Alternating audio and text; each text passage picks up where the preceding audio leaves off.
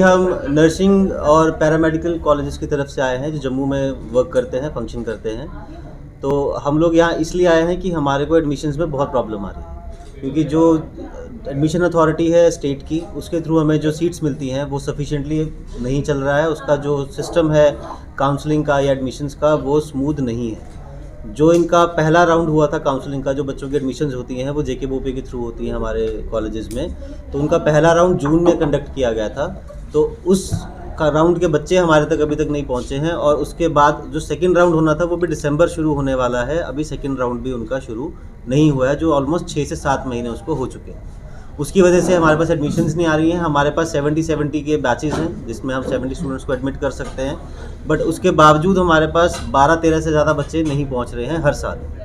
पिछले साल हमें 3 सीट्स मिली थी गवर्नमेंट की तरफ से, और उसके बाद हमने जो 10 सीटें भरी थी या 10 जो भी था, तो हमारे पास सिर्फ टोटल 13 सीटें अवेलेबल थी हमारे पास आज भरी हुई हैं, जो कि 70 कैपेसिटी है हमारे पास।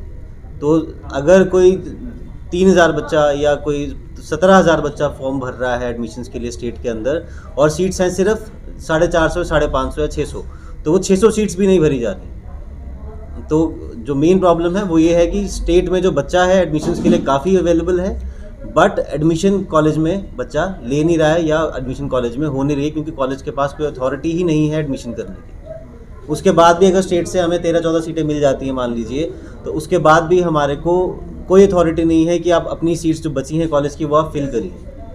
वो भी हमें उस पर भी हमारे पे रिस्ट्रिक्शंस लगा दी गई हैं कि वो भी आप नहीं कर सकते।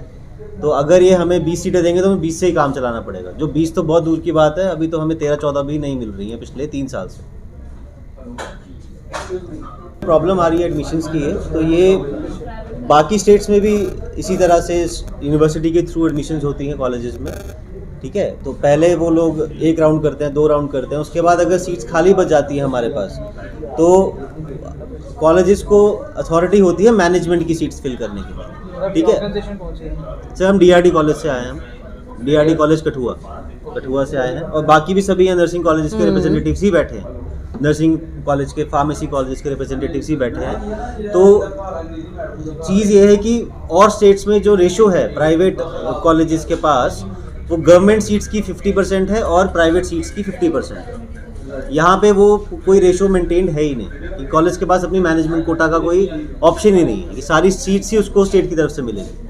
तो अगर खुदा ना खास्ता दूसरे स्टेट्स में कॉलेजेस में 50 का बैच है और 25 सीटें फुल हो जाती हैं यूनिवर्सिटी के थ्रू, तो वो 25 सीटें अपनी तरफ से मैनेजमेंट कोटा में फिल कर सकता है। यहाँ पे वो वाला जो एक प्रिविलेज था कॉलेज के पास, या जो अथॉरिटी होती थी कॉलेज के पास, वो भी इस साल से इन्होंने बंद कर दी है, जिसकी वजह से स्टेट से तो सीट आ नहीं रही है, बट आप खुद से भी नहीं भर सकते। तो अगर आपके पास 70 सीट है या 50 सीट है और आपके पास 13 एडमिशन्स आई हैं सिर्फ स्टेट की तरफ से, तो रिमेनिंग 37 सीट्स या 47 सीट्स आप भर ही नहीं सकते हैं, वो आपको खाली छोड़नी ही पड़ेगी। इस बारे में कॉलेज अथॉरिटीज़ ने काफ़ी बातचीत भी करी है पहले, बट उसके ऊपर कोई एक्शन या अटेंशन अभी तक हुआ नहीं है, ठीक है जी। तो हम ये चाहते हैं कि जो एडमिशन प्रोसीजर है, एडमिशन प्रोटोकॉल है अभी तक जो फॉलो हो रहा है, उसमें थोड़ा फेरबदल किया जाए, कुछ चेंजेस किए जाएँ, ताकि वो थोड़ा कॉलेज फ्रेंडली और स्टेट फ्रेंडली हो सके। अभी ये लग रहा है कि जो ऑर्गेनाइजेशंस बनी हैं, जो एडमिशन्स दे रही हैं, कॉलेजों को बंद करने के लिए बनी है, जो साफ तौर पे आपको भी लग ही रहा होगा सुनने के बाद कि अगर 70 सीट्स कॉलेज के पास हैं, 50 सीट्स कॉलेज के पास है, तो 13 सीट्स में वो कैसे फंक्शन करेगा। 13 अगर एडमिशन्स होंगी सिर्फ, तो कॉलेज कैसे काम करेगा, कैसे फंड्स लेके आएगा, कैसे सैलरी देगा स्टाफ को। उसके जो 20 टीचर्स हैं वो सफर में आ रहे हैं। अगर 20 टीचर हमने रखे हैं, उनको हम तनख्वाह कहाँ से देंगे। ये सबसे बड़ा मुद्दा है हमारा, ये सबसे बड़ी प्रॉब्लम है, और उसकी वजह से बच्चा भी सफ़र कर रहा है। जिस बच्चे को आप मान लो 1 लाख में यहाँ पे 1 साल का खर्चा आ रहा है, दूसरी स्टेट्स में उसको 2 लाख देना पड़ रहा है, घर से आना जाना उसका, ठीक है। तो वो बहुत बड़ी प्रॉब्लम है।